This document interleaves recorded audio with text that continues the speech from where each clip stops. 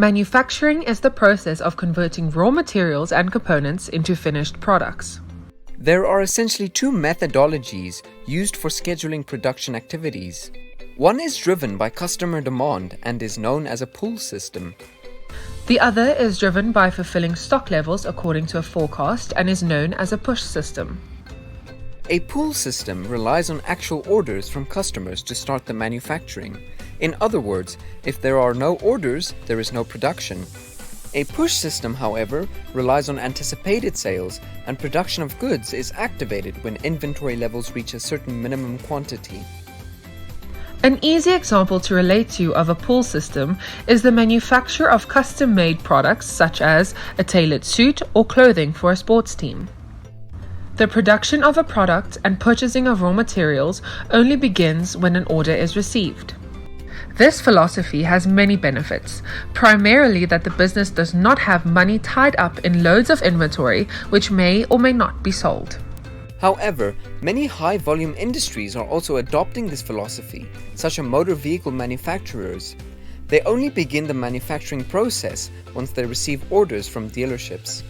Raw material inventory is kept to a minimum, and the quantities kept are based on a combination of lead times and past usage. The pull mentality stretches throughout the supply chain. In other words, raw materials ordered from suppliers are linked to production, which is in turn linked to demand.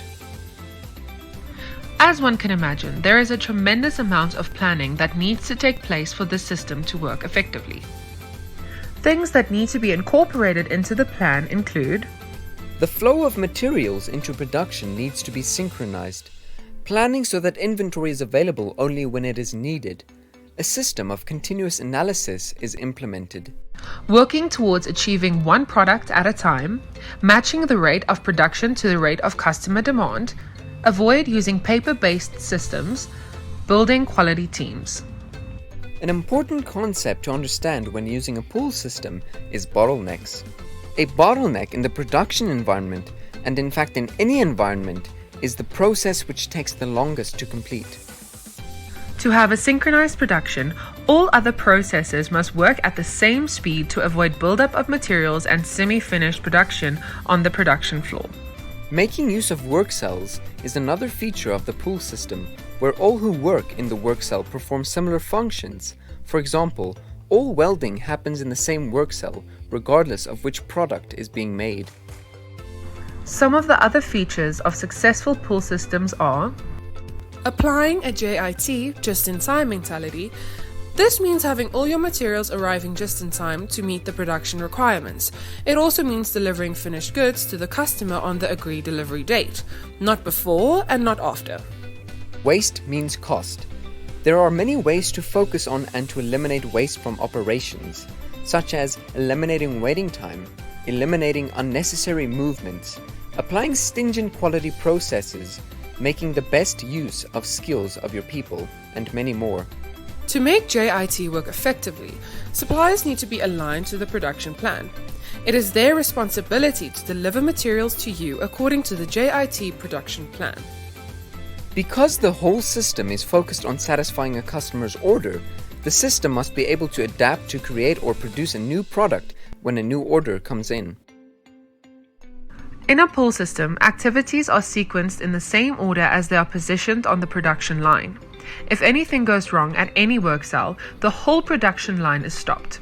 Discipline is very important. A pull system relies heavily on making use of visual signals.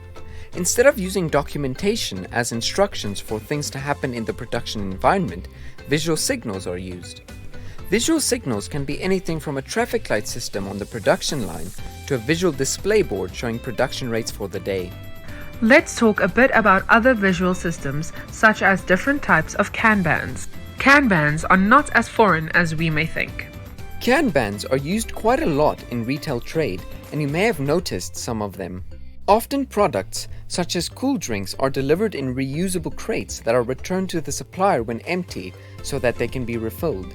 These are called Kanbans. The same concept is used in a pull system. A Kanban will be designed to have exactly the right amount of material for a production process at a specific work cell. For example, in a car manufacturing production line, having exactly the right number of wheel rims and all the nuts and bolts necessary to assemble them, all in a Kanban, makes the process super efficient. The Kanban is delivered to production full, and as soon as it is emptied, this is an instruction to the warehouse to refill it. This same concept is used with suppliers who often have a warehouse or storage facility very close to the factory so that they can deliver just in time. Of course, to achieve this level of inventory control and planning, it is mandatory to have good systems in place with accurate data. Kanban containers often have cards associated with them that are used as a mechanism for replenishment. This form of Kanban usage can either be a 3-card Kanban system, 2-card Kanban system, or a 1-card Kanban system.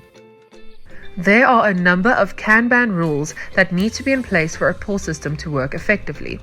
All personnel need to be aware of the rules and to apply them at all times. Implementing a pull system takes careful planning and a big focus on the elimination of waste. Waste in any form can hinder the efficiency of a pull system and should be identified and eliminated.